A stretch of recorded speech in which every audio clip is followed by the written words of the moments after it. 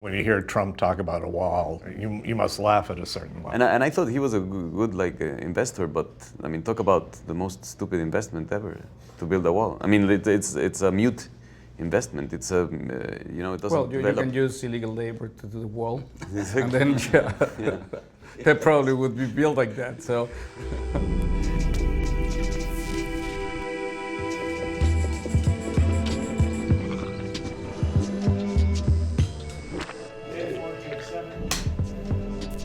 Well, the basic plot of Desierto is a group of immigrants that's crossing the border between Mexico and the United States, and they encounter an American vigilante who starts hunting them down.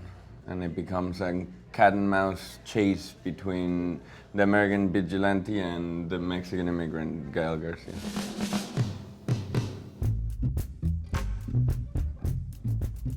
It is a theme that I've been very close to, migration. I mean, it's something that I've been close to in many films, not only acting, also producing, and it was an incredible story that also plays an interesting challenge because there's not many places to hide in the desert, and that requires a filmic challenge that is very, very, I think, in the film is wonderfully made. I mean, how this occurs, you know, there's no places to hide in the desert. It's really complicated.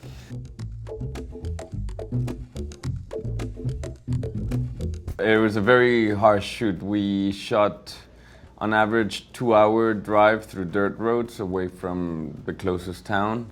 We were with no cell phone reception, intense heat, but in a way it was a really interesting experience because we were there in the actual environment, and I think it made for a nice experience to me. But at the end of the day, I mean, it was hard to get to this place that allowed us to be very concentrated and very isolated. I think it would be harder to shoot a film like this in a very urban situation because there would be too many distractions. It would be like, you know, and here we were like, I mean, it was so silent as well. Like we could record everything in sound. I mean, everything was captured. It's an incredible place. It's beautiful. It's in the southern tip of Baja California.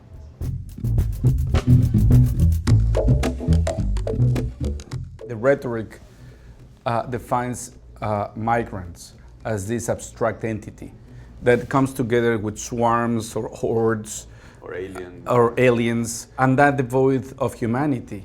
And something significant happened a few weeks ago, that after months and years of having images of drowned refugees and hundreds of people in boats and capsized boats, one single image of one little kid drowned on the beach just triggers something that is as if for the first time they realize those hordes, they have arms and legs and little hands, and suddenly they're human, you know. And I think it's so important that the issue of the immigration has to be discussed, but from the standpoint of humanity, not from the standpoint of the other.